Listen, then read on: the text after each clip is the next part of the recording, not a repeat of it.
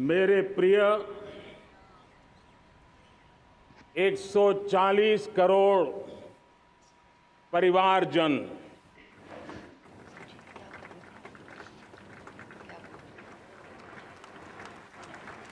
दुनिया का सबसे बड़ा लोकतंत्र और अब बहुत लोगों का अभिप्राय है कि जनसंख्या की दृष्टि से भी हम विश्व में नंबर 1 पर है। इतना बड़ा विशाल देश, 140 करोड़ देश के मेरे भाई बहन, मेरे परिवारजन आज आजादी का पर्व मना रहे हैं। मैं देश के कोटि कोटि जनों को, देश और दुनिया में भारत को प्यार करने वाले, भारत का सम्मान करने वाले, भारत का गौरव करने वाले कोटि कोटि जनों को आजादी के इस महान पवित्र पर्व की अनेक अनेक शुभकामनाएं देता हूं। मेरे प्यारे परिवारजन, पूज्य बापू के नेतृत्व में असहयोग का आंदोलन, सत्याग्रह की मूवमेंट और भगत सिंह, सुखदेव, राजगुरु जैसे अनगिनत वीरों का बलिदान, उस पीढ़ी में शायद ही कोई व्यक्ति होगा जिसने देश की आजादी में अपना योगदान न दिया हो। मैं आज देश की आजादी के जंग में जिन जिन ने योगदान दिया है, बलिदान दिए हैं, त्याग किया है, तपस्या की है, उन सबको आदरपूर्वक नमन करता हूं, उनका अभिनंदन करता हूं। आज 15 अगस्त महान क्रांतिकारी और अध्यात्म जीवन के ऋषितुल्य प्रणेता श्री अरबिंदो की 150वीं जयंती पूर्ण हो रही है। ये वर्ष स्वामी दयानंद सरस्वती के 150वीं जयंती का वर्ष है। ये वर्ष रानी दुर्गावती के 500वीं जन्मशती का बहुत ही पवित्र अवसर है, जो पूरा देश बड़े धामधूम से मनाने वाला है। ये वर्ष मीराबाई, भक्ति योग की सिरमौर मीराबाई के 525 वर्ष का भी ये पावन पर्व है। ये बार जो 26 जनवरी हम मनाएंगे, वो हमारे गणतंत्र दिवस की 75वीं वर्षगांठ होगी। अनेक प्रकार से अनेक अवसर, अनेक संभावनाएं राष्ट्र निर्माण में जुटे रहने के लिए पल पल नई प्रेरणा, पल पल नई चेतना, पल पल सपने, पल पल संकल्प, शायद इससे बड़ा कोई अवसर नहीं हो सकता। मेरे प्यारे परिवारजन, इस बार प्राकृतिक आपदा ने देश के अनेक हिस्सों में अकल्पनीय संकट पैदा किए। जिन परिवारों ने इस संकट में सहन किया है, मैं उन सभी परिवारजनों के प्रति अपनी संवेदना प्रकट करता हूं और राज्य और केंद्र सरकार मिलकर के उन सभी संकटों से जल्दी से मुक्त होकर के फिर तेज गति से आगे बढ़ेंगे, ये मैं विश्वास दिलाता हूं। मेरे प्यारे परिवारजनों, पिछले कुछ सप्ताह नॉर्थ ईस्ट में, विशेषकर मणिपुर में और हिंदुस्तान के भी अन्य कुछ भागों में, लेकिन विशेषकर मणिपुर में जो हिंसा का दौर चला, कई लोगों को अपना जीवन खोना पड़ा, मां बेटियों के सम्मान के साथ खिलवाड़ हुआ। लेकिन कुछ दिनों से लगातार शांति की खबरें आ रही हैं। देश मणिपुर के लोगों के साथ है। देश मणिपुर के लोगों को पिछले कुछ दिनों से जो शांति बनाए रखी है, उस शांति के पर्व को आगे बढ़ाए और शांति से ही समाधान का रास्ता निकलेगा। और राज्य और केंद्र सरकार मिलकर के उन समस्याओं के समाधान के लिए भरपूर प्रयास कर रही है, करती रहेगी। मेरे प्यारे परिवारजनों, जब हम इतिहास की तरफ नजर करते हैं तो इतिहास में कुछ पल ऐसे आते हैं जो अपनी अमिट छाप छोड़ करके जाते हैं और उसका प्रभाव सदियों तक रहता है। और कभी कभी शुरुआत में वो बहुत छोटा लगता है, छोटी सी घटना लगती है, लेकिन वो अनेक समस्याओं की जड़ बन जाती है। हमें याद है 1000-1200 साल पहले इस देश पर आक्रमण हुआ।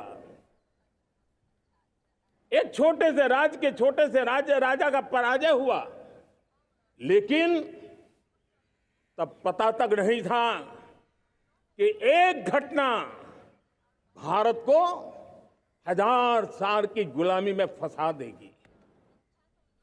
और हम गुलामी में जकड़ते गए, जो आया लूटता गया, जो जिसका मन चाहा हम पे आके सवार हो गया।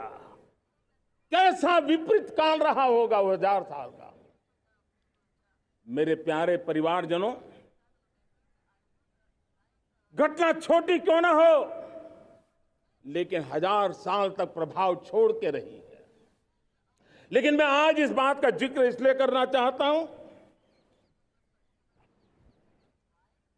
कि भारत के वीरों ने इस कालखंड में कोई भूभाग ऐसा नहीं था, कोई समय ऐसा नहीं था जब उन्होंने देश की आजादी के लौ को जलता न रखा हो, बलिदान की परंपरा न बनाई हो।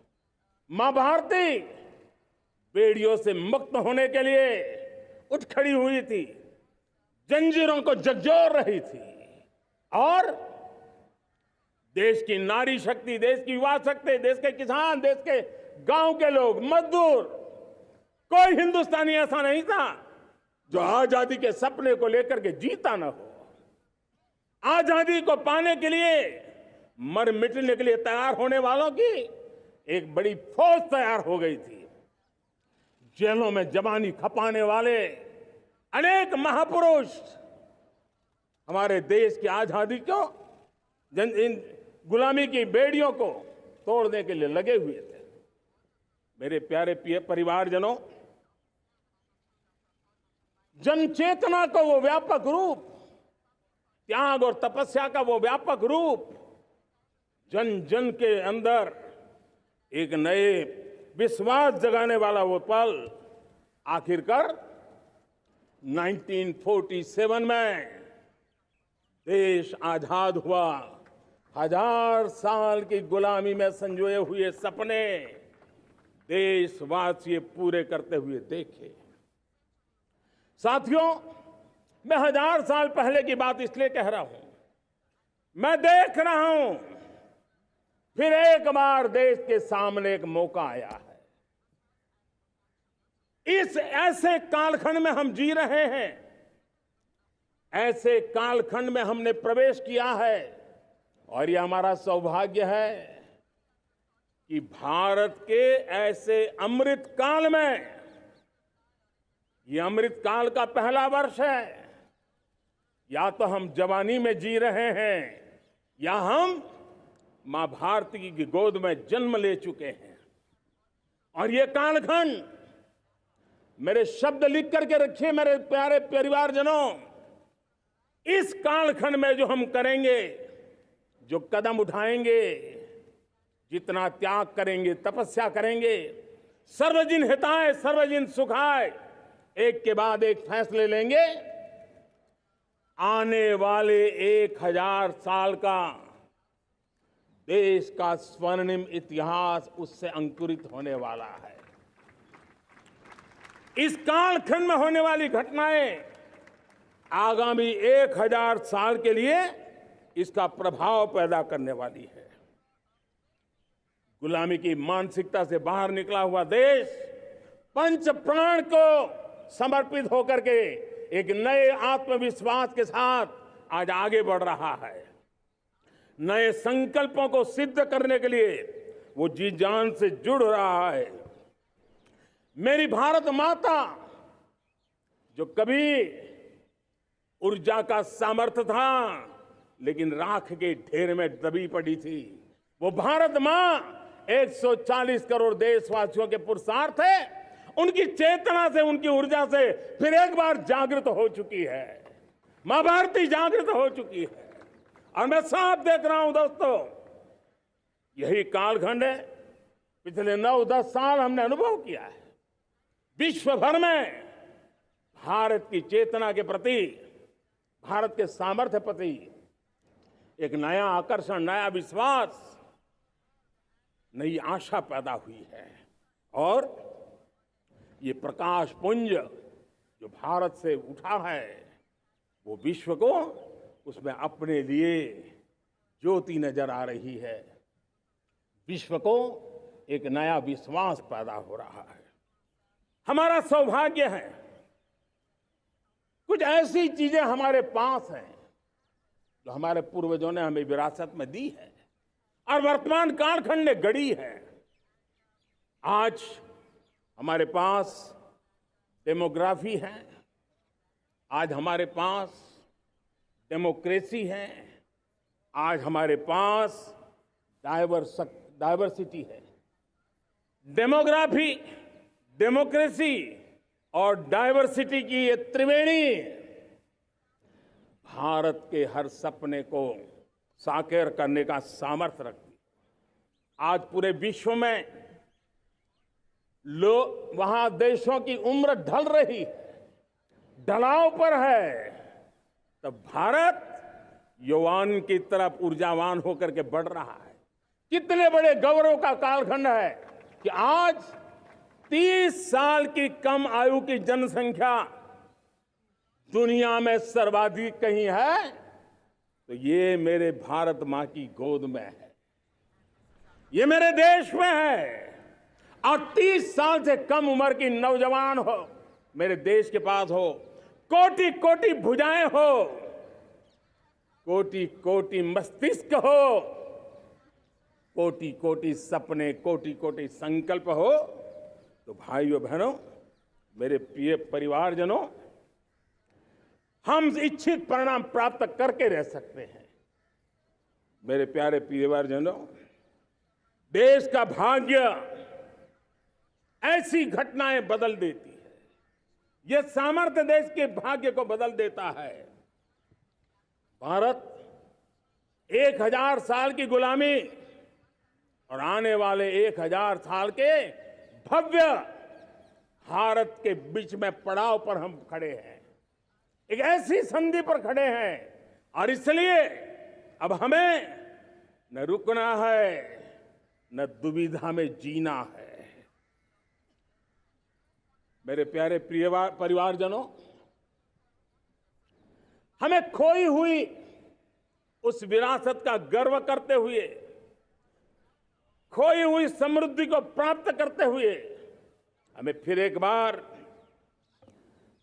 और ये बात मान के चले, हम जो भी करेंगे, हम जो भी कदम उठाएंगे, हम जो भी फैसला लेंगे, वो अगले 1000 साल तक अपनी दिशा निर्धारित करने वाला है, भारत के भाग्य को लिखने वाला है। मैं आज मेरे देश के नौजवानों को, मेरे देश की बेटे बेटियों को ये जरूर कहना चाहूंगा, जो सौभाग्य आज मेरे युवाओं को मिला है, ऐसा सौभाग्य शायद ही किसी के नसीब होता है जो आपके नसीब हुआ है। और इसलिए हमें ये गंवाना नहीं है। युवा शक्ति पर मेरा भरोसा है, युवा शक्ति में सामर्थ्य है, और हमारी नीतियां, हमारी रीतियां भी उस युवा सामर्थ्य को और बल देने के लिए है। आज मेरे युवाओं ने दुनिया में पहले 3 स्टार्टअप इकोसिस्टम में भारत को स्थान दिला दिया है। विश्व के युवाओं को अचंभा हो रहा है भारत के इस सामर्थ्य को लेकर के, भारत की इस ताकत को देख करके। आज दुनिया टेक्नोलॉजी ड्रिवन है और आने वाला युग टेक्नोलॉजी से प्रभावित रहने वाला है, और तब टेक्नोलॉजी में भारत की जो टैलेंट है उसकी एक नई भूमिका रहने वाली है। साथियों, मैं पिछले दिनों G20 समिट में बाली गया था, और बाली में दुनिया के समृद्ध देश, दुनिया के विकसित देश भी, उनके मुखिया मुझे भारत की डिजिटल इंडिया की सफलता के लिए बारीकियों से जानने के लिए इच्छुक थे। हर कोई इसका सवाल पूछता था, और जब मैं उनको कहता था कि भारत ने जो कमाल किया है ना, वो दिल्ली, मुंबई, चेन्नई तक सीमित नहीं है। भारत ने जो कमाल कर रहा है, मेरे टियर 2, टियर 3 सिटी के युवा भी आज मेरे देश का भाग्य गढ़ रहे हैं। छोटे छोटे स्थान के मेरे नौजवान, और मैं आज बड़े विश्वास से कहता हूं, देश का ये जो सामर्थ्य नया नजर आ रहा है, और इसलिए मैं कहता हूं, हमारे छोटे शहर आकार और आबादी में छोटे हो सकते हैं। ये हमारे छोटे छोटे शहर, हमारे कस्बे आकार और आबादी में छोटे हो सकते हैं, लेकिन आशा और आकांक्षा, प्रयास और प्रभाव वो किसी से कम नहीं है।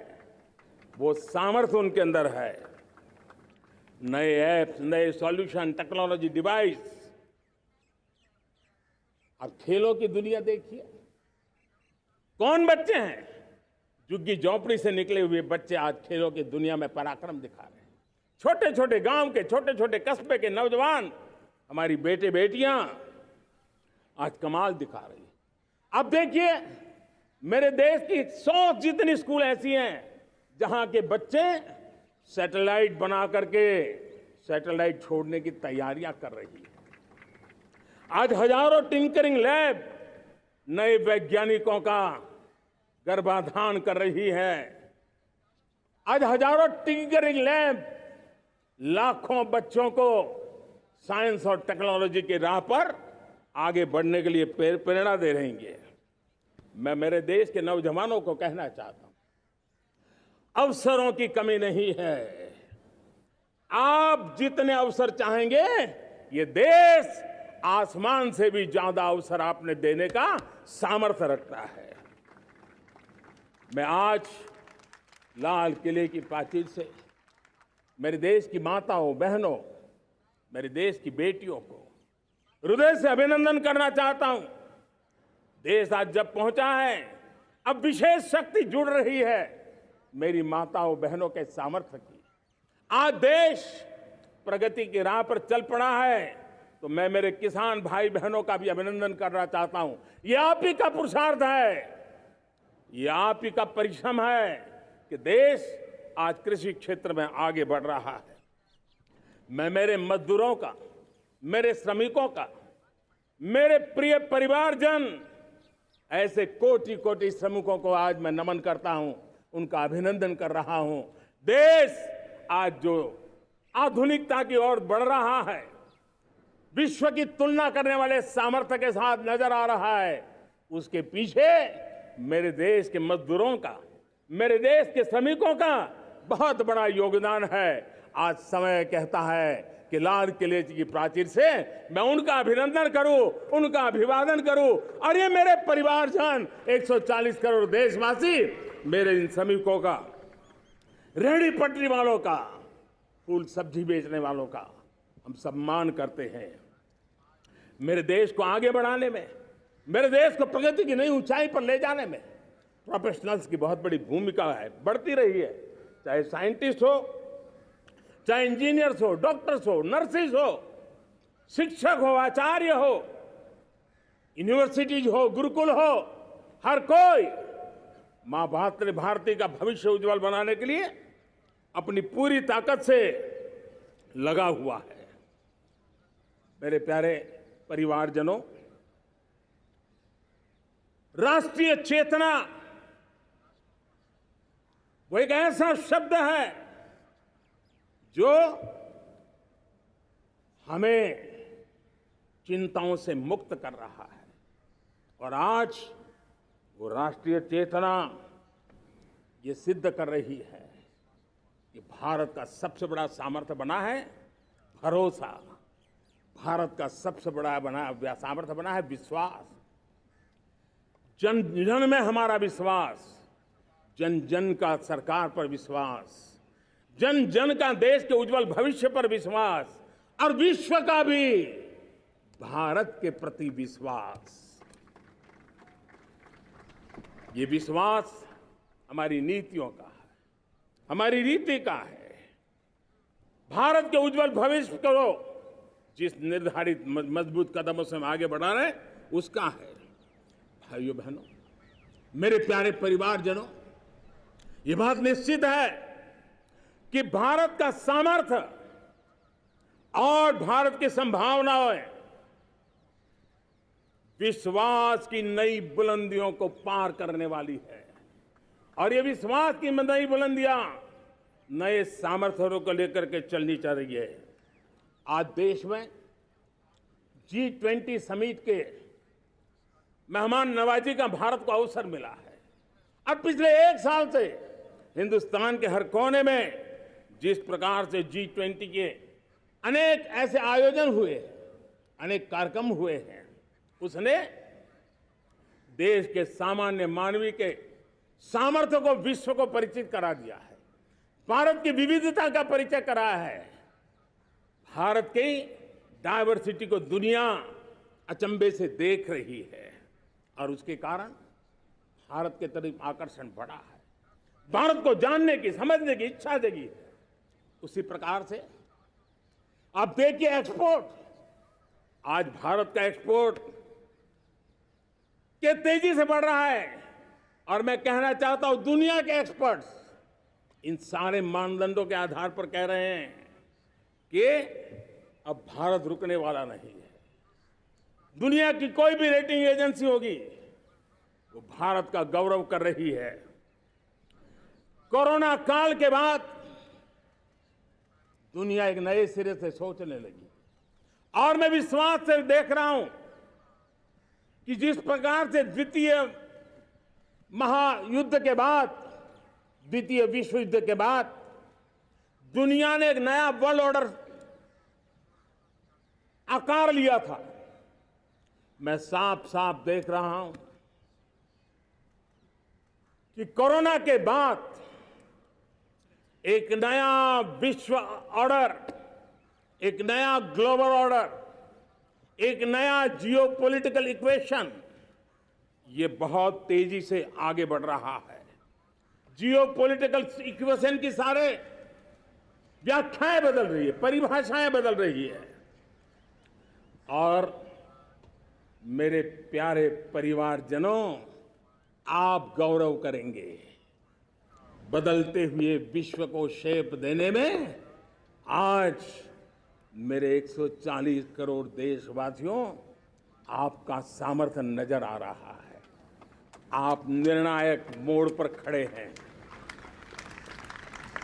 और कोरोना काल में भारत ने जिस प्रकार से देश को आगे बढ़ाया, दुनिया ने हमारे सामर्थ्य को देखा है। जब दुनिया की सप्लाई चेन तहस नहस हो गई थी, बड़ी बड़ी अर्थव्यवस्थाओं पर दबाव था, उस समय भी हमने कहा था हमें विश्व का विकास देखना है तो मानव केंद्रीय होना चाहिए, मानवीय संवेदनाओं से भरा हुआ होना चाहिए, और तब जाकर के समस्याओं का सही समाधान निकालेंगे। और कोविड ने हमें सिखाया है या हमें मजबूर किया है, लेकिन मानवीय संवेदनाओं को छोड़ करके हम विश्व का कल्याण नहीं कर सकते। आज भारत ग्लोबल साउथ की आवाज बन रहा है। भारत की समृद्ध विरासत आज दुनिया के लिए एक अवसर बन रहा है। Global economy, global supply chain, इसमें भारत की हिस्सेदारी, मैं पक्का विश्वास से कहता हूं, आज जो भारत ने परिस्थिति पैदा हुई है, आज जो भारत ने कमाया है, वो दुनिया में स्थिरता की गारंटी लेकर के आया है। दोस्तों, अब न हमारे मन में, न 140 करोड़ मेरे परिवारजनों के मन में, और न ही दुनिया के मन में कोई इफ्स है, कोई बट्स है। विश्वास बन चुका है। मेरे प्यारे देशवासियों, अब गेंद हमारे पाले में है। हमें अवसर जाने नहीं देना चाहिए, हमें मौका छोड़ना नहीं चाहिए। भारत में मैं मेरे देशवासियों का इसलिए भी अभिनंदन करता हूं कि मेरे देशवासियों में एक नीर-क्षीर विवेक का सामर्थ्य है, समस्याओं की जड़ों को समझने का सामर्थ्य है। और इसलिए 2014 में मेरे देशवासियों ने 30 साल के अनुभव के बाद तय किया कि देश को आगे ले जाना है तो स्थिर सरकार चाहिए, मजबूत सरकार चाहिए, पूर्ण बहुमत वाली सरकार चाहिए। और देशवासियों ने एक मजबूत और स्थिर सरकार बनाई। और 3 दशकों के जो अनिश्चितता का कालखंड था, जो अस्थिरता का कालखंड था, जो राजनीतिक मजबूरियों से देश जकड़ा हुआ था, उससे मुक्ति मिली। मेरे प्यारे परिवारजनों, देश के पास आज एक ऐसी सरकार है, वो सर्वजन हिताय सर्वजन सुखाय, देश के संतुलित विकास के लिए समय का पल पल और जनता की पाई पाई, जनता की भलाई के लिए लगा रही है। और मेरी सरकार, मेरे देशवासियों का मन एक बात से जुड़ा हुआ है। हमारे हर निर्णय, हमारे हर दिशा, उसका एक ही मानदंड है, नेशन फर्स्ट, राष्ट्र प्रथम। और राष्ट्र प्रथम यही दूरगामी परिणाम, सकारात्मक परिणाम पैदा करने वाला है। देश में बड़े स्तर पर काम हो रहा है। और लेकिन मैं कहना चाहूंगा, 2014 में आपने एक मजबूत सरकार बनाई, और मैं कहता हूं 2014 में और 2019 में आपने एक सरकार फॉर्म की, तो मोदी में रिफॉर्म करने की हिम्मत आई। आपने ऐसी सरकार फॉर्म की कि मोदी को रिफॉर्म की हिम्मत आई। और जब मोदी ने एक के बाद एक रिफॉर्म किए, तो मेरे ब्यूरोक्रेसी के लोग, मेरे लाखों हाथ पैर जो हिंदुस्तान के कोने कोने में सरकार के हिस्से के रूप में काम कर रहे हैं, उन्होंने ब्यूरोक्रेसी ने ट्रांसफॉर्म करने के लिए, परफॉर्म करने की जिम्मेवारी बखूबी निभाई। और उन्होंने परफॉर्म करके दिखाया, और जनता जनार्दन जुड़ गई, तो वो ट्रांसफॉर्म होता भी नजर आ रहा है। और इसलिए रिफॉर्म, परफॉर्म, ट्रांसफॉर्म, ये कालखंड अब भारत के भविष्य को गढ़ रहा है। और हमारी सोच देश की उस ताकतों को बढ़ावा देने पर है जो आने वाले 1000 साल की नींव को मजबूत करने वाले। दुनिया को युवा शक्ति की जरूरत है, युवा स्किल की जरूरत है। हमने अलग स्किल मिनिस्ट्री बनाई, वो भारत की आवश्यकताओं को तो पूरी करेगी, वो दुनिया की आवश्यकताओं को पूरी करने का भी सामर्थ्य रखेगी। हमने जल शक्ति मंत्रालय बनाया। मंत्रालय की बनाने की रचना को भी अगर कोई एनालिसिस करेगा ना, तो इस सरकार के मन मस्तिष्क को बड़े अच्छे ढंग से आप समझ पाएंगे। हमने जल शक्ति मंत्रालय बनाया। ये जल शक्ति मंत्रालय हमारे देश के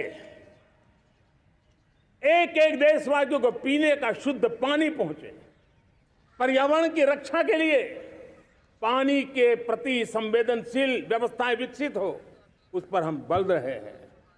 हमारे देश में कोरोना के बाद दुनिया देख रही है होलिस्टिक हेल्थ केयर, ये समय की मांग है। हमने अलग आयुष मंत्रालय बनाया और योग और आयुष आज दुनिया में अपना परचम लहरा रहे हैं। हमने दुनिया को हमारे कमिटमेंट के कारण विश्व का हमारे प्रति ध्यान गया है। अगर हम ही हमारे इस सामर्थ्य को नकार देंगे तो फिर दुनिया कैसे स्वीकार करेगी। लेकिन जब मंत्रालय बना तो दुनिया को भी उसका मूल्य समझ में आया। मत्स्य पालन, हमारा इतना बड़ा समुद्री तट, हमारे कोटि कोटि मछुआरे भाई बहन, उनका कल्याण भी हमारे दिलों में है। और इसलिए हमने अलग से मत्स्य पालन को लेकर के, पशुपालन को लेकर के, डेयरी को लेकर के अलग मंत्रालय की रचना की, ताकि समाज के जिस वर्ग के लोग पीछे रह गए उनको हम साथ लें। देश में सरकारी अर्थव्यवस्था के हिस्से होते हैं, लेकिन समाज की अर्थव्यवस्था का एक बड़ा हिस्सा है कोऑपरेटिव मूवमेंट। उसको बल देने के लिए, उसको आधुनिकता लाने के लिए और देश के कोने कोने में लोकतंत्र की एक सबसे बड़ी इकाई को मजबूत करने के लिए हमने अलग कोऑपरेटिव मंत्रालय बनाया।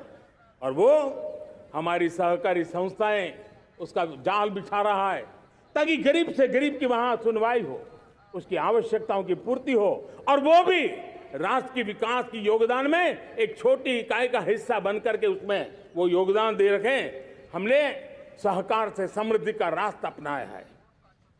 मेरे प्यारे परिवारजनों,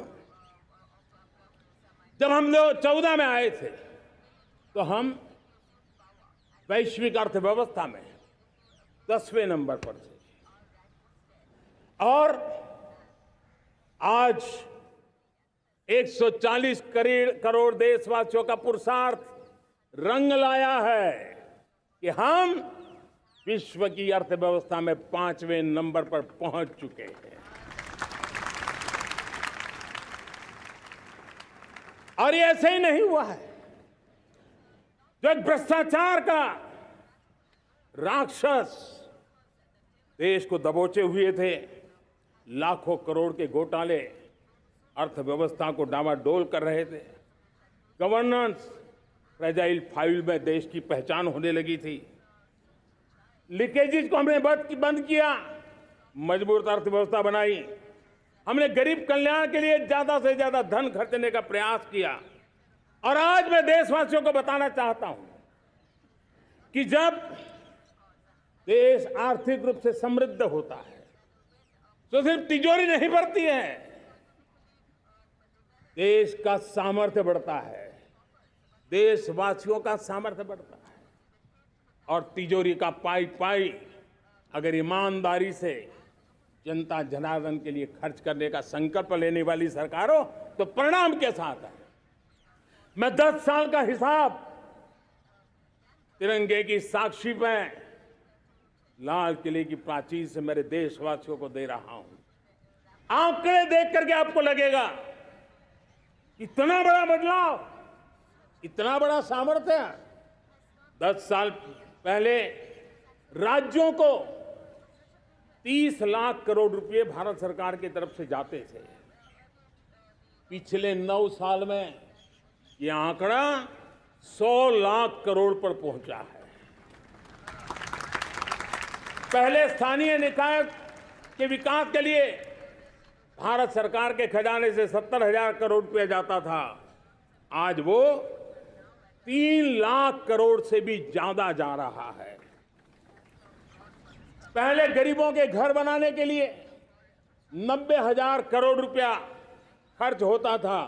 आज वो 4 गुना होकर के 4 लाख करोड़ से भी ज्यादा खर्च गरीबों के घर बनाने के लिए हो रहा है। पहले गरीबों को यूरिया सस्ता मिले, जो यूरिया की बैग दुनिया के कुछ बाजारों में 3,000 में बिकती है, वो यूरिया की बैग मेरे किसानों को 300 में मिले।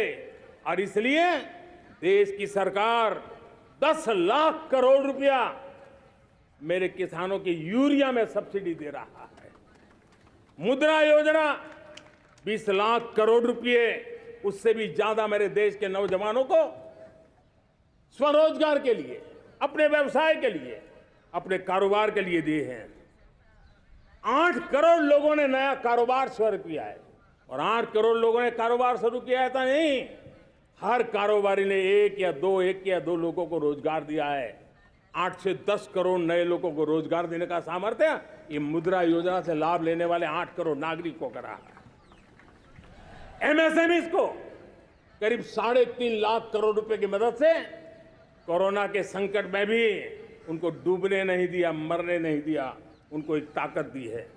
1 रैंक 1 पेंशन मेरे देश के सेना के जवानों का एक सम्मान का विषय था। 70,000 करोड़ रुपया भारत की तिजोरी से आज पहुंचा है, मेरे निवृत्त सेना के नायकों के जेब में, उनके परिवार में पहुंचा है। सभी कैटेगरी में, मैंने तो कुछ ही गिनाए, मैं ज्यादा समय लेना नहीं चाहता। हर कैटेगरी में पहले की तुलना में अनेक गुना धन देश के विकास के लिए, कोने कोने में रोजगार पैदा करने के लिए, पाई पाई का उपयोग भारत का भाग्य बदलने के लिए हो, और इसलिए हमने काम किया है। और मेरे प्यारे प्रियजनों, इतना ही नहीं, हमने इन सारे प्रयासों का परिणाम है कि आज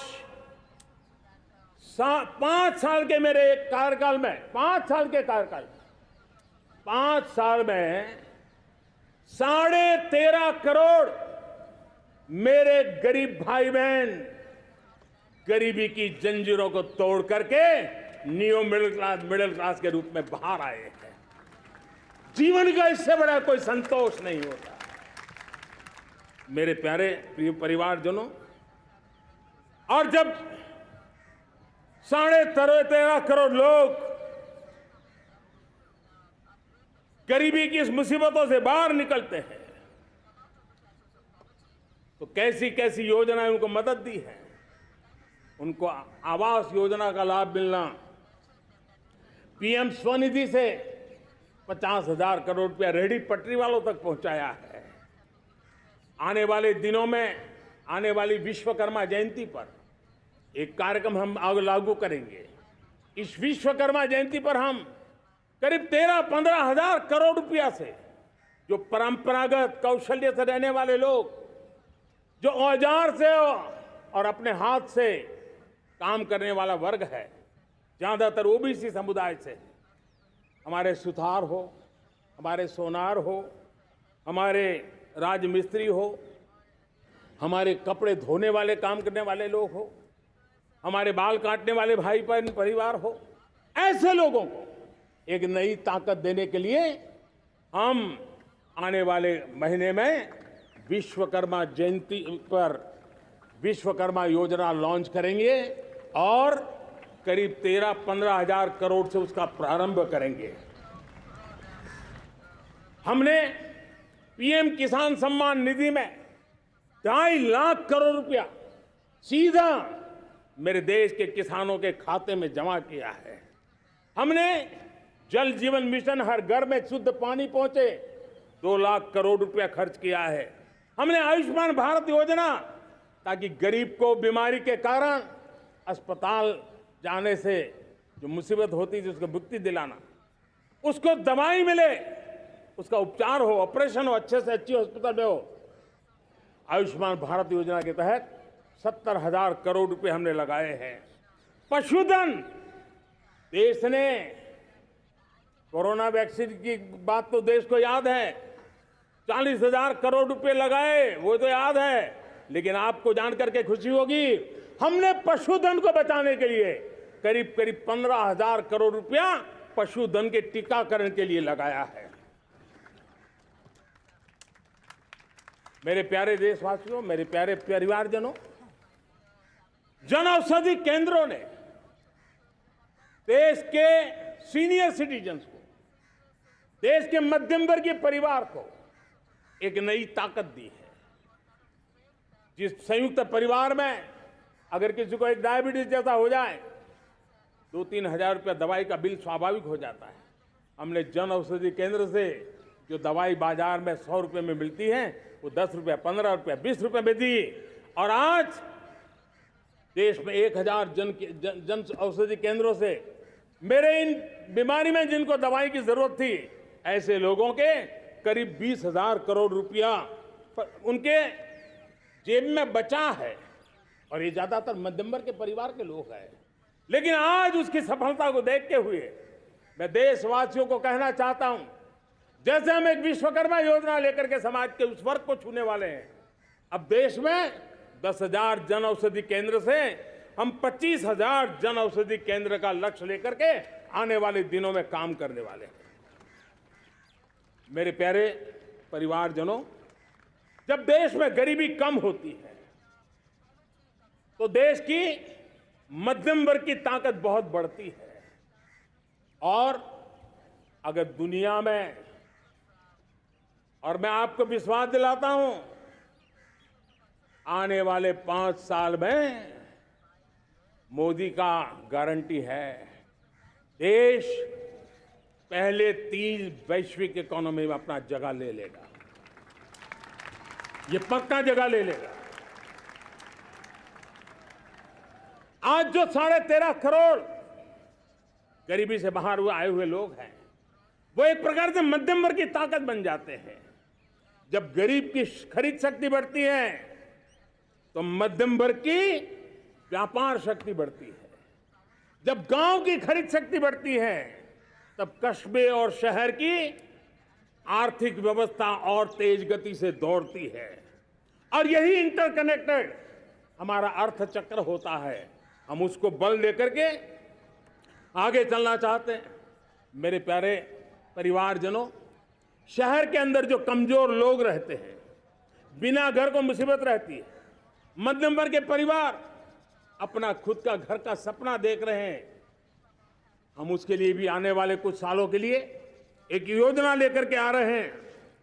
और जिसमें ऐसे मेरे परिवारजन जो शहरों में अपना घर, शहरों में रहते हैं लेकिन किराए के मकान पे रहते हैं, झुग्गी झोपड़ी में रहते हैं, चाल में रहते हैं, अनऑथराइज कॉलोनीज में रहते हैं, ऐसे मेरे परिवारजन अगर अपना मकान बनाना चाहते हैं तो बैंक से जो लोन मिलेगा उसके ब्याज के अंदर राहत दे करके लाखों रुपयों की मदद करने का हमने निर्णय किया है।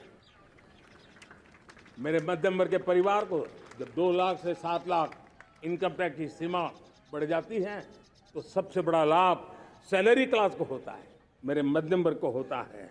इंटरनेट का डेटा बहुत महंगा था 2014 के पहले, आज दुनिया का सबसे सस्ता इंटरनेट का डेटा का खर्चा हो रहा है। हर परिवार के पैसे बच रहे हैं।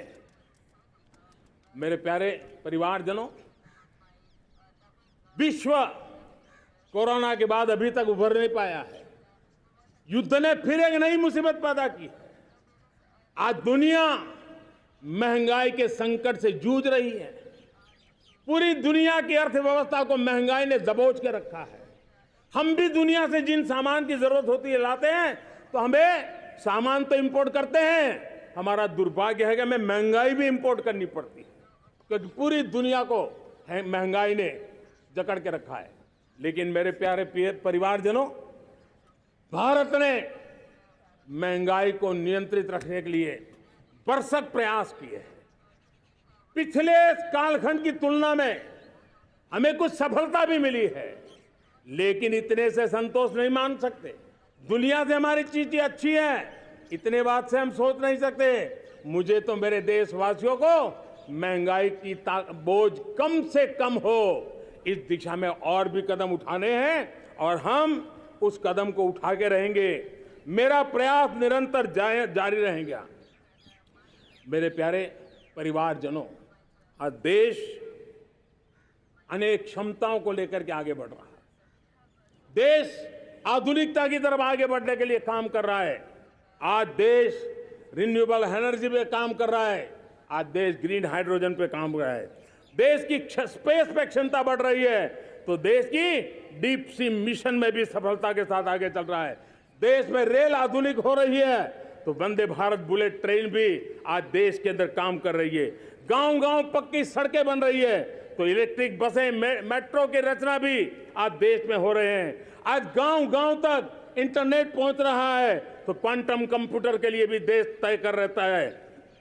नैनो यूरिया, नैनो डीएपी, उस पर काम हो रहा है, तो दूसरी तरफ जैविक खेती पर भी हम बल दे रहे हैं। आज किसान उत्पादक संघ एफपीओ का निर्माण हो रहा है, तो हम सेमीकंडक्टर का भी निर्माण करने के लिए चाह रहे हैं। हम दिव्यांग जनों के लिए एक सुगम भारत के निर्माण के लिए काम करते हैं, तो हम पैरालंपिक में भी हिंदुस्तान का तिरंगा झंडा गाड़ने के लिए मेरे दिव्यांग जनों को सामर्थ्यवान बना रहे हैं।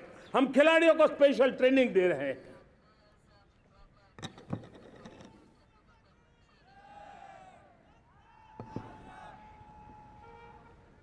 आज भारत पुरानी सोच, पुराने ढर्रे को छोड़ करके लक्ष्यों को तय करके लक्ष्यों को प्राप्त करने की राह से चल रहा है।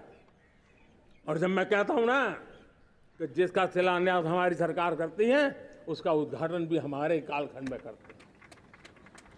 इन दिनों जो मैं शिलान्यास कर रहा हूं ना, आप लिख के रखिए, उसके उद्घाटन भी आप सबने मेरे नसीब में ही छोड़े हुए हैं। हमारी कार्य संस्कृति, बड़ा सोचना, दूर का सोचना, सर्वजन हिताय सर्वजन सुखाय सोचना, यह हमारी कार्यशैली रही है। और सोच से भी ज्यादा, संकल्प से भी ज्यादा हासिल कैसे करना, इस ऊर्जा के साथ हम काम करते हैं। हमने आजादी के काल अमृत महोत्सव में 75,000 अमृत सरोवर बनाने का संकल्प किया था। उस समय हमने हर जिले में 75 अमृत सरोवर बनाना संकल्प किया था। करीब 50-55 हजार अमृत सरोवर की कल्पना की थी, लेकिन आज करीब 75,000 अमृत सरोवर का काम निर्माण हो रहा है। ये अपने आप में बहुत बड़ा काम हो रहा है। जनशक्ति और जल शक्ति की ताकत भारत के पर्यावरण की रक्षा में भी काम आने वाली है। 18,000 गांवों तक बिजली पहुंचाना, जनधन बैंक खाते खोलना, बेटियों के लिए शौचालय बनाना, सारे टारगेट समय के पहले पूरी शक्ति से पूरे करेगा। और जब भारत ठान लेता है तो उसे पूरा करके रहता है। ये हमारा ट्रैक रिकॉर्ड कहता है। 200 करोड़ वैक्सीनेशन का काम, दुनिया हमें जब पूछती है 200 करोड़ सुनती है, उनकी आंखें फट जाती है। इतना बड़ा काम ये मेरे देश के आंगनवाड़ी वर्कर, हमारी आशा वर्कर, हमारी हेल्थ वर्कर, उन्होंने करके दिखाया। यह मेरे देश का सामर्थ्य है। 5G को रोल आउट किया, दुनिया में सबसे तेज गति से 5G रोल आउट करने वाला मेरा देश है। 700 से अधिक जिलों तक हम पहुंच चुके हैं और अब 6G की भी तैयारी कर रहे हैं। हमने टास्क फोर्स बना दिया है। रिन्यूएबल एनर्जी, हम टारगेट से पहले चले हैं। हमने रिन्यूएबल एनर्जी 2030 का जो टारगेट तय किया था, 21-22 में इसको पूरा कर दिया। हमने इथेनॉल में 20% ब्लेंडिंग की बात कही थी, वो भी हमने समय से 5 साल पहले पूरा कर दिया। हमने $500 बिलियन के एक्सपोर्ट की बात की थी, वो भी समय के पहले $500 बिलियन से ज्यादा कर दिया। हमने तय किया, जो हमारे देश में 25 साल से चर्चा हो रही थी कि देश में नई संसद बने, पार्लियामेंट का कोई सत्र ऐसा नहीं था नई संसद के।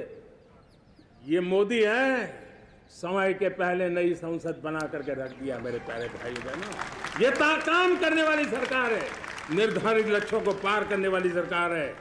ये नया भारत है, ये आत्मविश्वास से भरा हुआ भारत है, ये संकल्पों को चरितार्थ करने के लिए जी जान से जुटा हुआ भारत है।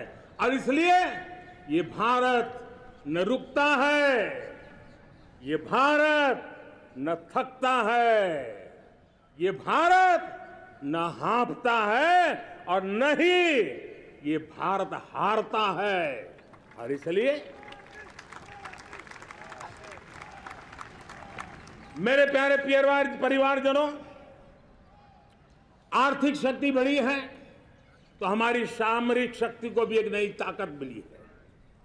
हमारी सीमाएं पहले से अधिक सुरक्षित हुई है और मेरे सीमा पर बैठे हुए मेरे जवान जो देश की सीमाओं की रक्षा कर रहे हैं और मेरे देश की आंतरिक सुरक्षा के संभालने वाले यूनिफॉर्म फोर्सेस, मैं आजादी के इस पावन पर्व पर उनको भी अनेक अनेक बधाई देते हुए मेरी बात को आगे बढ़ाता हूं।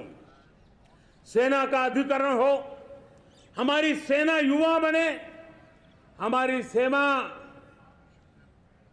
बैटल के लिए रेडी, युद्ध योग्य बने, इसलिए निरंतर रिफॉर्म का काम आज हमारी सेना में हो रहा है। मेरे प्यारे परिवारजनों, आए दिन हम लोग सुना करते थे, यहां बम धमाका हुआ, वहां बम धमाका हुआ, हर जगह पे लिखा हुआ रहता था कि इस बैग को मत छूना, अनाउंसमेंट होते रहते थे। आज देश सुरक्षा की अनुभूति कर रहा है और जब सुरक्षा होती है, शांति होती है, तो प्रगति के नए अरमान हम पूरे कर सकते हैं। उसको लिए सीरियल बम धमाके का जमाना बीती हुई बात हो गई है। निर्दोषों के जो मौत होते थे वो बीते हुए कल की बात हो गई है। आज देश में आतंकी हमलों में भारी कमी आई है।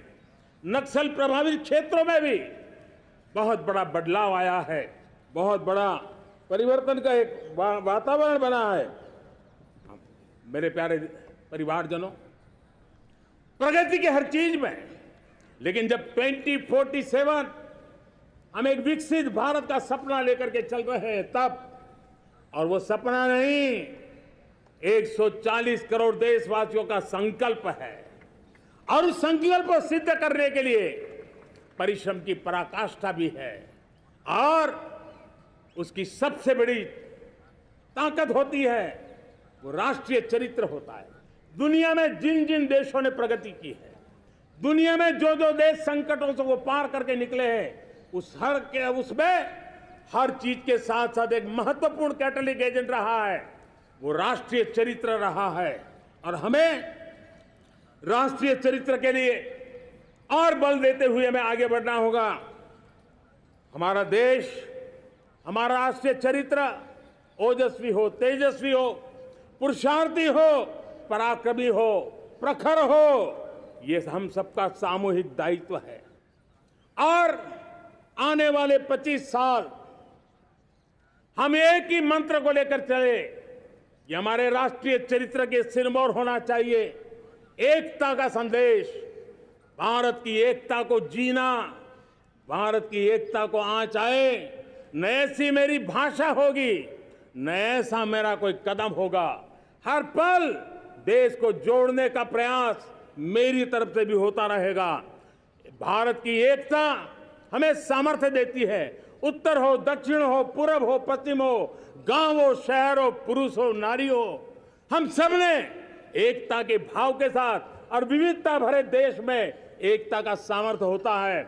और दूसरी महत्व की बात मैं देख रहा हूं, अगर 2047 में हमें हमारे देश को विकसित भारत के रूप में देखना है तो हमें श्रेष्ठ भारत के मंत्र को जीना होगा, हमें चरितार्थ करना होगा। अब हमारे प्रोडक्शन में, मैंने 2014 में कहा था जीरो डिफेक्ट, जीरो इफेक्ट। दुनिया के किसी भी टेबल पर मेक इन इंडिया चीज हो तो दुनिया को विश्वास होना चाहिए, इससे बेहतर दुनिया में कुछ नहीं हो सकता है। ये अल्टीमेट होगा। हमारी हर चीज, हमारी सर्विसेज होगी तो श्रेष्ठ होगी, हमारे शब्द की ताकत होगी तो श्रेष्ठ होगी, हमारी संस्थाएं होगी तो श्रेष्ठ होगी, हमारी निर्णय प्रक्रियाएं होगी तो श्रेष्ठ होगी। ये श्रेष्ठता का भाव लेकर के हमें चलना होगा। तीसरी बात है, देश में आगे बढ़ाने के लिए एक अतिरिक्त शक्ति का सामर्थ्य भारत को आगे ले जाने वाला है, और वो है विमेन लेड डेवलपमेंट। आज भारत गर्व से कह सकता है कि दुनिया में नागरिक उड्डयन में अगर किसी एक देश में सबसे ज्यादा विमेन पायलट हैं तो मेरे देश में है। आज चंद्रयान की गति हो, मून मिशन की बात हो, मेरी विमेन साइंटिस्ट उसका नेतृत्व कर रहे हैं। आज विमेन सेल्फ हेल्प ग्रुप हो, मेरी 2 करोड़ लखपति दीदी का लक्ष्य लेकर के आज विमेन सेल्फ हेल्प ग्रुप पे हम काम कर रहे हैं। हम हमारी नारी शक्ति के सामर्थ्य को बढ़ावा देते हुए विमेन लेड डेवलपमेंट के, और जब G20 में मैंने विमेन लेड डेवलपमेंट के विषय को आगे बढ़ाया है तो पूरा G20 समूह इसके महत्व को स्वीकार कर रहा है, और उसके महत्व को स्वीकार कर करके वो उसको बहुत बल दे रहे हैं। उसी प्रकार से भारत विविधताओं से भरा देश है। असंतुलित विकास के हम शिकार रहे हैं। मेरा पराया का के कारण हमारे देश के कुछ हिस्से उसके शिकार रहे हैं।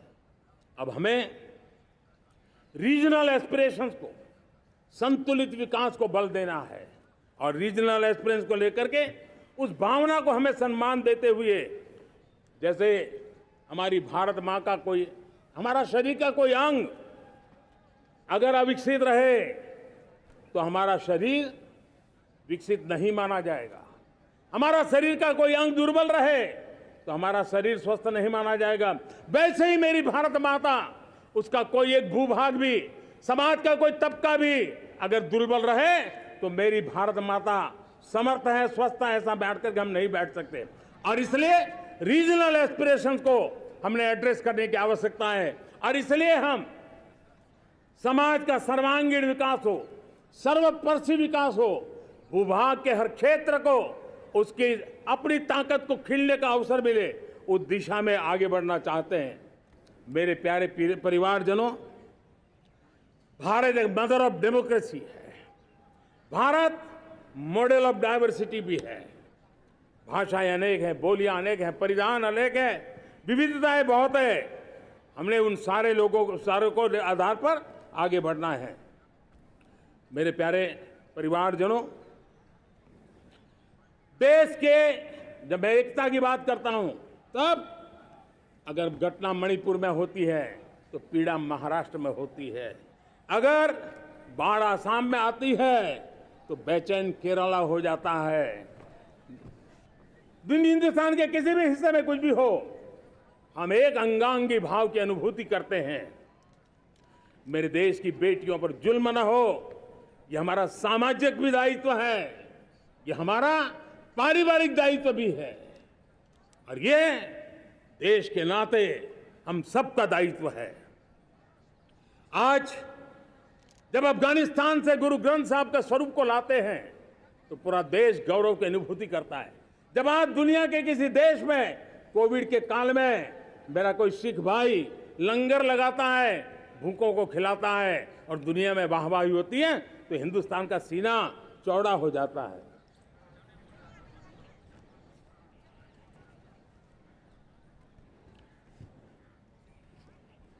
मेरे प्यारे परिवारजनों, हमारे लिए जब नारी सम्मान की बात करते हैं, मुझे अभी एक देश में दौरा कर रहा था, तो वहां एक बहुत ही सीनियर मिनिस्टर, उसने मुझे एक सवाल पूछा। उसने कहा, आपके यहाँ बेटियां साइंस और इंजीनियरिंग के विषयों की पढ़ाई करती हैं क्या?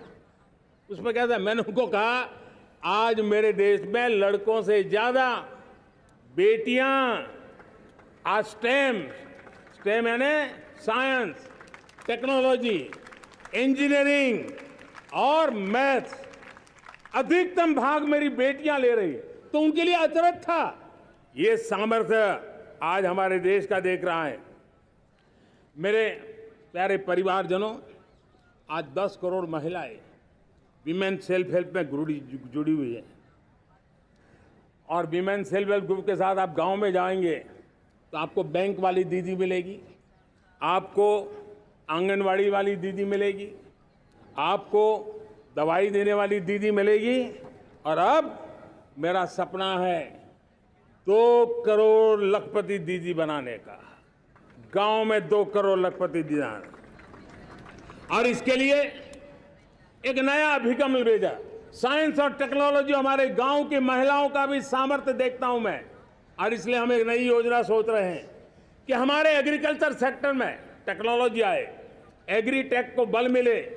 इसलिए विमेन सेल्फ हेल्प ग्रुप की बहनों को हम ट्रेनिंग देंगे, ड्रोन चलाने की, ड्रोन रिपेयरिंग की हम ट्रेनिंग देंगे, और हजारों ऐसे विमेन सेल्फ हेल्प ग्रुप को भारत सरकार ड्रोन देगी, ट्रेनिंग देगी, और हमारे एग्रीकल्चर के काम में ड्रोन की सेवाएं उपलब्ध हो।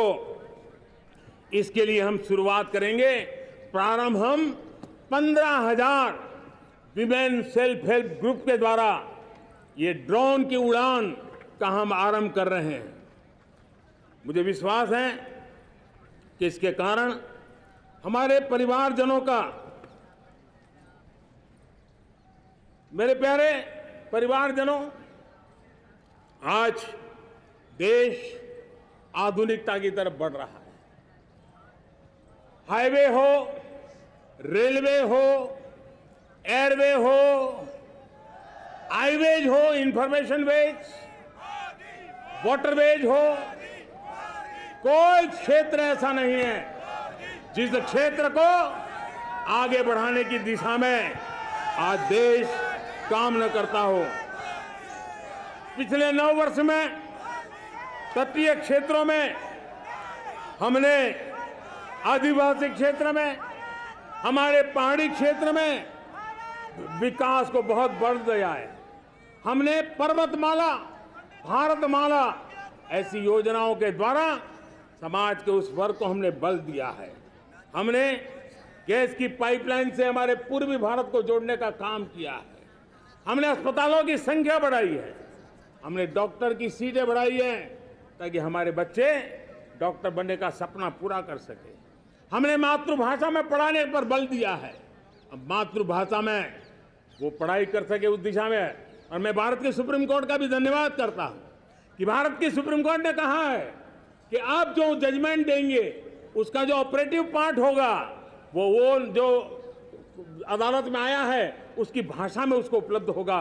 मातृभाषा का महात्म्य आज बढ़ रहा है। मेरे प्यारे भाई परिवारजनों, आज तक हमारे देश के जो बॉर्डर विलेज हैं, हमने वाइब्रेंट बॉर्डर विलेज का एक कार्यक्रम शुरू किया है। और वाइब्रेंट बॉर्डर विलेज, अब तक इसके लिए कहा जाता था देश के आखिरी गांव। हमने उस पूरी सोच को बदला है, वो देश का आखिरी गांव नहीं है। सीमा पर जो नजर आ रहा है वो मेरे देश का पहला गांव है। अगर सूरज उगता है पूरब में तो उस तरफ के गांव में पहली सूरज की किरण आती है। अगर सूरज ढलता है तो इस तरफ के गांव में आखिरी किरण उसका लाभ मिलता है। ये मेरे पहले गांव है और मुझे खुशी है कि आज मेरे इस कार्यक्रम के विशेष मेहमान, ये जो पहले गांव है, सीमावर्ती गांव है, उसके 600 प्रधान आज इस लाल किले की प्राचीर के इस महत्वपूर्ण कार्यक्रम का हिस्सा बनने के लिए आए। पहली बार वो इतनी दूर तक आए हैं, नए संकल्प और सामर्थ्य के साथ जुड़ने के लिए आया है। मेरे प्यारे परिवारजनों, हमने संतुलित विकास के लिए एस्पिरेशनल डिस्ट्रिक्ट, एस्पिरेशनल ब्लॉक की कल्पना की और आज उसके सुखद परिणाम मिल रहे हैं। आज राज्य के जो नॉर्मल पैरामीटर्स हैं, जो एस्पिरेशनल डिस्ट्रिक्ट कभी बहुत पीछे थे, वो आज राज्य में भी अच्छा करने लग गए हैं। और मुझे विश्वास है कि आने वाले दिनों में ये हमारे आकांक्षी जिले, हमारे आकांक्षी बॉल अवश्य आगे बढ़ेंगे। जैसे मैंने कहा था, भारत का चरित्र की चर्चा कर रहा था, तो मैंने पहला कहा था भारत की एकता, दूसरा कहा था भारत श्रेष्ठता की तरफ बल दें, तीसरा कहा था विमेन लेड डेवलपमेंट की मैंने बात कही थी, और मैं आज एक बात और कहना चाहता हूं कि हम जैसे रीजनल एस्पिरेशन, मैंने चौथी बात कही थी, पांचवी महत्व की बात है और भारत ने अब उस दिशा में जाओ, और वो है हमारा राष्ट्रीय चरित्र विश्व मंगल के लिए सोचने वाला होना चाहिए। हमें देश को इतना मजबूत बनाना है जो विश्व मंगल के लिए भी अपनी भूमिका अदा करे। और आज कोरोना के बाद मैं देख रहा हूं जिस प्रकार से संकट की घड़ी में देश ने दुनिया की मदद की, उसका परिणाम है कि आज दुनिया में हमारा देश एक विश्व मित्र के रूप में, विश्व का अटूट साथी के रूप में आज मेरे देश की पहचान बनी है। हमें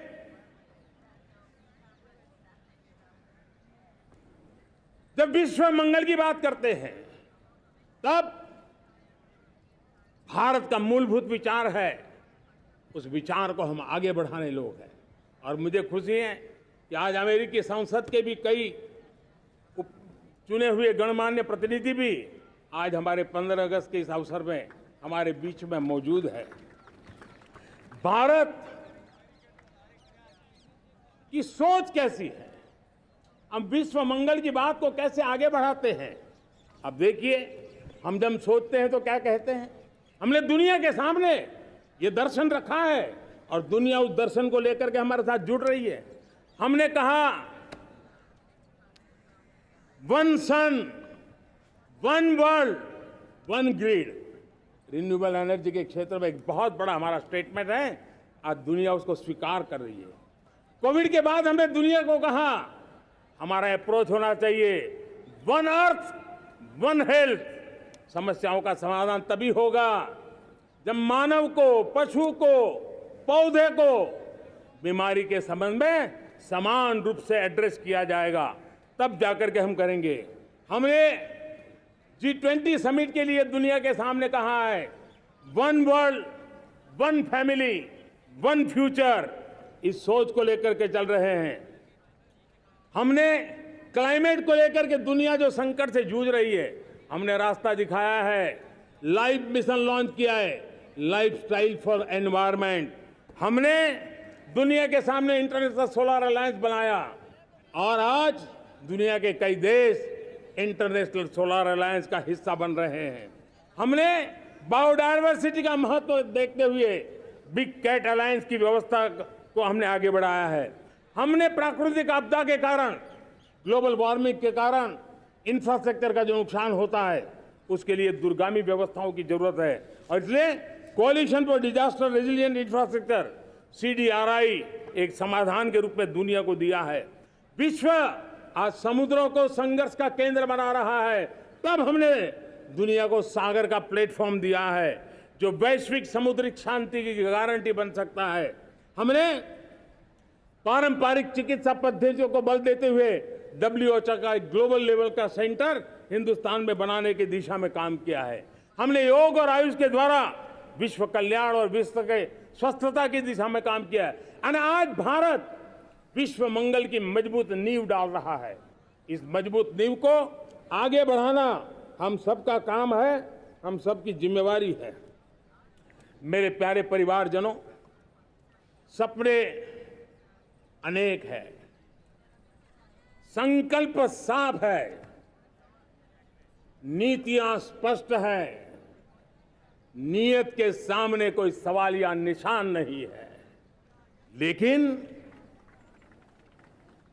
कुछ सच्चाइयों को हमें स्वीकार करना पड़ेगा और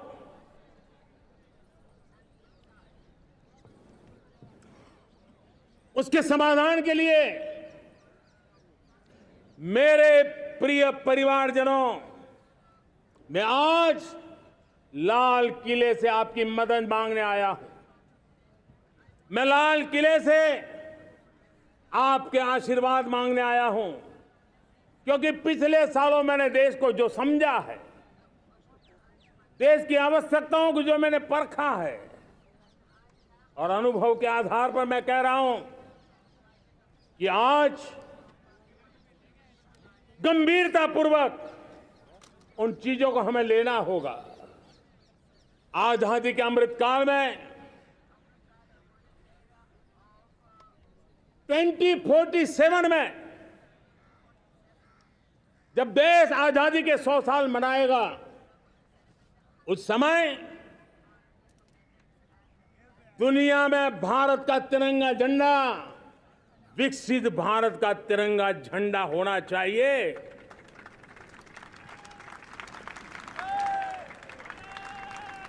रत्ती भर भी हमें रुकना नहीं है, पीछे नहीं हटना है। और इसके लिए शुचिता, पारदर्शिता और निष्पक्षता, ये पहली मजबूती की जरूरत है। हमें उस मजबूती को जितना ज्यादा खाद पानी दे सकते हैं, संस्थाओं के माध्यम से दे सकते हैं, नागरिक के नाते दे सकते हैं, परिवार के नाते दे सकते हैं, ये हमारा सामूहिक दायित्व होना चाहिए। और इसलिए पिछले 75 साल का इतिहास देखिए, भारत के सामर्थ्य में कोई कमी नहीं थी। अरे जो देश कभी सोना की चिड़िया कहा जाता था, वो देश क्यों न फिर से उस सामर्थ्य को लेकर के खड़ा हो सकता है। मेरा अटूट विश्वास है साथियों, मेरे प्रिय परिवारजनों, मेरा अखंड अटूट एक निष्ठ विश्वास है कि 2047 में जब देश आजादी के 100 साल मनाएगा, मेरा देश विकसित भारत बन के रहेगा।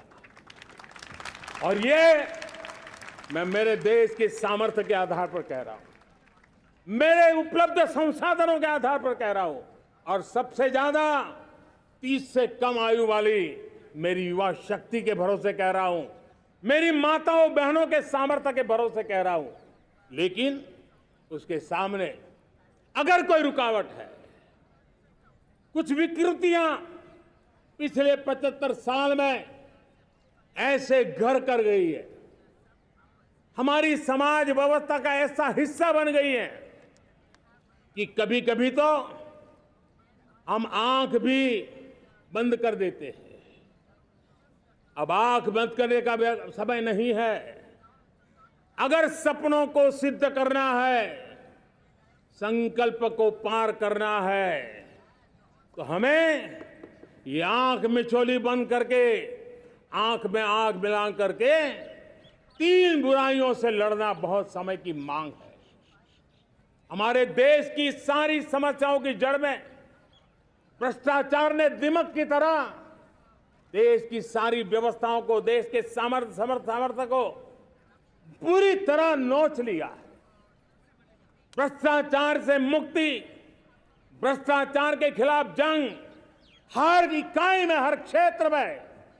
और मैं देशवासियों, मेरे प्रिय परिवारजनों, ये मोदी के जीवन का कमिटमेंट है, ये मेरे व्यक्तित्व का एक कमिटमेंट है कि मैं भ्रष्टाचार के खिलाफ लड़ाई लड़ता रहूंगा। दूसरा, हमारे देश को नोच लिया है परिवारवाद ने। इस परिवारवाद ने देश को जिस प्रकार से जकड़ के रखा है, उसने देश के लोगों का हक छीना है। और तीसरी बुराई तुष्टीकरण की है। ये तुष्टीकरण में भी देश के मूलभूत चिंतन को, देश के सर्व समावेशक हमारे राष्ट्रीय चरित्र को दाग लगा दिए हैं, तहस नहस कर दिया है इन लोगों ने। और इसलिए मेरे प्यारे देशवासियों, इसलिए मेरे प्यारे परिवारजनों, हमें इन 3 बुराइयों के खिलाफ पूरे सामर्थ्य के साथ लड़ना है। भ्रष्टाचार, परिवारवाद, तुष्टीकरण, ये चुनौतियां हमारे, ये ऐसी चीजें पनपी है जो हमारे देश के लोगों का जो आकांक्षा है उसका दमन करती है। हमारे देश के कुछ लोगों के पास जो छोटा मोटा सामर्थ्य है उसका शोषण करती है। ये ऐसी चीजें हैं जो हमारे लोगों की आशा आकांक्षाओं को सवाल या निशान में गाड़ देती है। हमारे गरीब हो, हमारे दलित हो, हमारे पिछड़े हो, हमारे पसमानदा हो, हमारे आदिवासी भाई बहन हो, हमारी माताएं बहनें हो, हमने सबने उनके हकों के लिए इन 3 बुराइयों से मुक्ति पानी है। हमें भ्रष्टाचार के खिलाफ एक नफरत का माहौल बनाना है। जैसे गंदगी हमें नफरत पैदा करती है ना मन में, गंदगी पसंद नहीं है, ये सार्वजनिक जीवन की इससे बड़ी कोई गंदगी नहीं हो सकती। और इसलिए हमारे स्वच्छता अभियान को एक नया मोड़ ये भी देना है कि हमें भ्रष्टाचार से मुक्ति पानी है। सरकार टेक्नोलॉजी से भ्रष्टाचार की मुक्ति के लिए बहुत प्रयास कर रही है। आपको जानकर के हैरानी होगी, इस देश में पिछले 9 साल में एक काम मैंने ऐसे किया, आंकड़ा सुनोगे तो लोग कहेंगे मोदी ऐसा करता है। जैसे 10 करोड़ लोग करीब करीब जो गलत फायदा उठाते थे वो मैंने रोक दिया। तो आप में से कोई कहेगा आपने लोगों से अन्याय कर दिया। जी नहीं, ये 10 करोड़ कौन लोग थे? ये 10 करोड़ वो लोग थे जिनका जन्म ही नहीं हुआ था और उनके नाम पर उनके विडो हो जाते थे, वो वृद्ध हो जाते थे, वो दिव्यांग हो जाते थे, फायदे लिए जाते थे। 10 करोड़ ऐसे बेनामी जो चीजें चलती थी उसको रोकने का पवित्र काम, भ्रष्टाचारियों की संपत्ति जो हमने जब्त की है ना, वो पहले की तुलना में 20 गुना ज्यादा की है। मेरे प्यारे परिवारजनों, ये आपकी कमाई का पैसा लोग लेकर के भागे थे, 20 गुना ज्यादा संपत्ति को जब्त करने का। और इसलिए लोगों की मेरे प्रति नाराजगी होना बहुत स्वाभाविक है, लेकिन मुझे भ्रष्टाचार के खिलाफ की लड़ाई को आगे बढ़ाना है। हमारे सरकारी व्यवस्था ने पहले कैमरा के सामने तो कुछ हो जाता था, लेकिन बाद में चीजें अटक जाती थी। हमने पहले की तुलना में कई गुना ज्यादा अदालत में चार्जशीट की है और अब जमानतें भी नहीं मिलती हैं। वैसी पक्की व्यवस्था को लेकर के हम आगे बढ़ रहे हैं, क्योंकि हम ईमानदारी से भ्रष्टाचार के खिलाफ लड़ रहे हैं। आज परिवारवाद और तुष्टीकरण, इसने देश का बहुत बड़ा दुर्भाग्य किया है। अब लोकतंत्र में ये कैसे हो सकता है कि पॉलिटिकल पार्टी, और मैं विशेष बल दे रहा हूं पॉलिटिकल पार्टी, आज मेरे देश के लोकतंत्र में एक ऐसी विकृति आई है जो कभी भारत के लोकतंत्र को मजबूती नहीं दे सकती। और वो क्या है बीमारी? परिवारवादी पार्टियां। और उनका तो मंत्र क्या है? Party of the family, by the family and for the family. इनका तो जीवन मंत्र यही है कि उनकी पॉलिटिकल पार्टी, उनका राजनीतिक दल परिवार का, परिवार के द्वारा और परिवार के लिए, परिवारवाद और भाई भतीजावाद प्रतिभाओं के दुश्मन होते हैं, योग्यता को नकारते हैं, सामर्थ्य को स्वीकार नहीं करते हैं। और इसलिए परिवारवाद इस देश के लोकतंत्र की मजबूती के लिए उसकी मुक्ति जरूरी है। सर्वजन हिताय सर्वजन सुखाय, हर किसी को हक मिले इसलिए, और सामाजिक न्याय के लिए भी ये बहुत। उसी प्रकार से तुष्टीकरण ने सामाजिक न्याय का सबसे बड़ा नुकसान किया।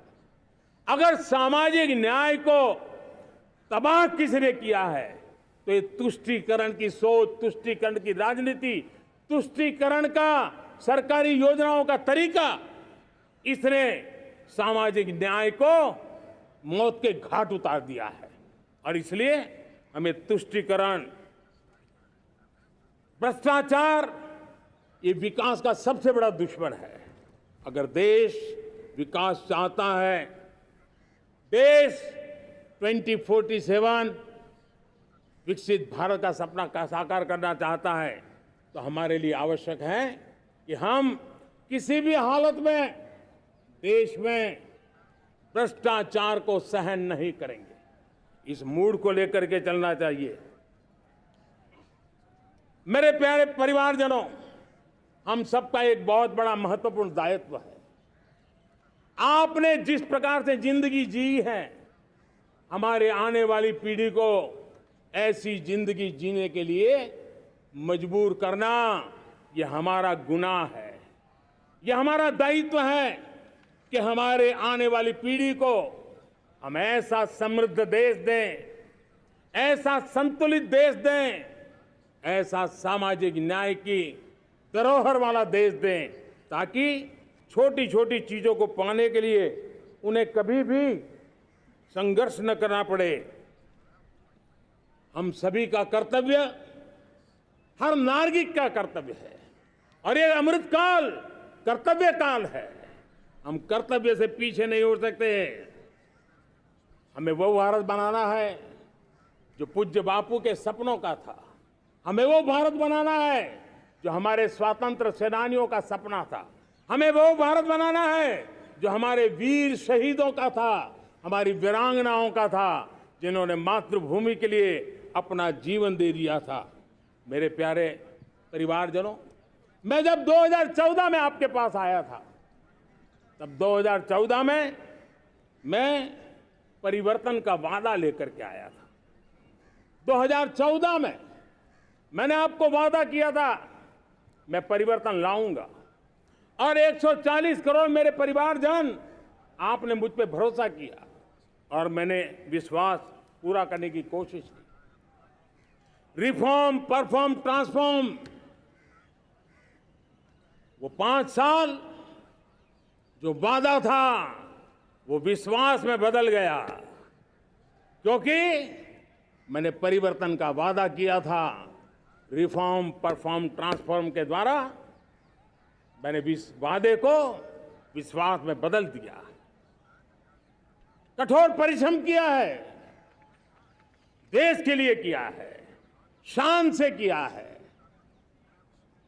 सिर्फ और सिर्फ नेशन फर्स्ट, राष्ट्र सर्वोपरि, इस भाव से किया है। 2019 में परफॉर्मेंस के आधार पर आप सबने मुझे फिर से आशीर्वाद दिया। परिवर्तन का वादा मुझे यहां ले आया, परफॉर्मेंस मुझे दोबारा ले आया, और आने वाले 5 साल अभूतपूर्व विकास के हैं। 2047 के सपने को साकार करने का सबसे बड़ा स्वर्णिम पल आने वाले 5 साल है। और अगली बार 15 अगस्त को इसी लाल किले से मैं आपको देश की उपलब्धियां, आपके सामर्थ्य, आपके संकल्प, उसमें हुई प्रगति, उसकी जो सफलता है, उसके गौरवगान, उससे भी अधिक आत्मविश्वास के सामने, आपके सामने मैं प्रस्तुत करूंगा। मेरे प्यारे प्रियजनों, मेरे परिवारजनों, मैं आप में से आता हूं, मैं आपके बीच से निकला हूं, मैं आपके लिए जीता हूं। अगर मुझे सपना भी आता है तो आपके लिए आता है। अगर मैं पसीना भी बहाता हूं तो आपके लिए बहाता हूं, क्योंकि इसलिए नहीं कि आपने मुझे दायित्व दिया है, मैं इसलिए कर रहा हूं कि आप मेरे परिवारजन हैं, और आपके परिवार के सदस्य के नाते मैं आपके किसी दुख को देख नहीं सकता हूं, मैं आपके सपनों को चूर चूर होते नहीं देख सकता हूं, मैं आपके संकल्प को सिद्धि तक ले जाने के लिए आपका एक साथी बन करके, आपका एक सेवक बन करके, आपके साथ जुड़े रहने का, आपके साथ जीने का, आपके लिए जूझने का मैं संकल्प लेकर के चला हुआ इंसान हूं। और मुझे विश्वास है, हमारे पूर्वजों ने आजादी के लिए जो जंग लड़ा था, जो सपने देखे थे, वो सपने हमारे साथ है। आजादी के जंग में जिन्होंने बलिदान दिया था, उनके आशीर्वाद हमारे साथ है और 140 करोड़ देशवासियों को एक ऐसा अवसर आया है। ये अवसर हमारे लिए एक बहुत बड़ा संबल लेकर के आया है और इसलिए मेरे प्यारे प्रियजनों, आज जब मैं अमृतकाल में आपके साथ बात कर रहा हूं, ये अमृतकाल का पहला वर्ष है। ये अमृतकाल के पहले वर्ष पर जब मैं आपसे बात कर रहा हूं तो मैं आपको पूरे विश्वास से कहना चाहता हूं, चलता चलाता काल चक्र, चलता चलाता काल चक्र, अमृत काल का भाल चक्र, चलता चलाता काल चक्र, अमृत काल का भाल चक्र, सबके सपने, सबके सपने, अपने सपने, सबके सपने, अपने सपने, पनपे सपने सारे, सबके सपने, अपने सपने, पनपे सपने सारे, धीर चले, वीर चले, धीर चले, वीर चले, चले युवा हमारे, धीर चले, वीर चले, चले युवा हमारे, नीति सही, नीति सही, रीति नहीं, नीति सही, रीति नहीं, गति सही, गति सही, राह नहीं, गति सही, राह नहीं। चुनो, चुनो चुनौती, चुनो चुनौती सीना तान, चुनो चुनौती सीना तान, जग में बढ़ाओ देश का नाम, चुनो चुनौती सीना तान, जग में बढ़ाओ देश का नाम। मेरे प्यारे परिवारजनों, हिंदुस्तान के कोने कोने में बैठे हुए मेरे परिवारजन, दुनिया के कोने कोने में जाकर के बसे हुए मेरे परिवारजन, आप सबको आजादी के पावन पर्व की फिर एक बार मैं बहुत बहुत शुभकामनाएं देता हूं। ये अमृतकाल हम सबके लिए कर्तव्य काल है। ये अमृतकाल हम सबको मां भारती के लिए कुछ कर गुजारने का काल है। आजादी का जब जंग चल रहा था 1947 के पहले जो पीढ़ी ने जन्म लिया था उन्हें देश के लिए मरने का मौका मिला था। वो देश के लिए मरने के लिए मौका नहीं छोड़ते थे, लेकिन हमारे नसीब में देश के लिए मरने का मौका नहीं है। लेकिन हमारे लिए देश के लिए जीने का ये इससे बड़ा कोई अवसर नहीं होता। हमें पल पल देश के लिए जीना है। इसी संकल्प के साथ इस अमृतकाल में 140 करोड़ देशवासियों के सपने संकल्प भी बनाने हैं। 140 करोड़ देशवासियों के संकल्प को सिद्धि में भी परिवर्तित करना है और 2047 का जब तिरंगा झंडा फहरेगा तो विश्व एक विकसित भारत का गुणगान करता होगा। इसी विश्वास के साथ, इसी संकल्प के साथ मैं आप सबको अनेक अनेक शुभकामनाएं देता हूं, बहुत बहुत बधाई देता हूं। जय हिंद, जय हिंद, जय हिंद। भारत माता की, भारत माता की, भारत माता की। वंदे, वंदे, वंदे। बहुत बहुत धन्यवाद।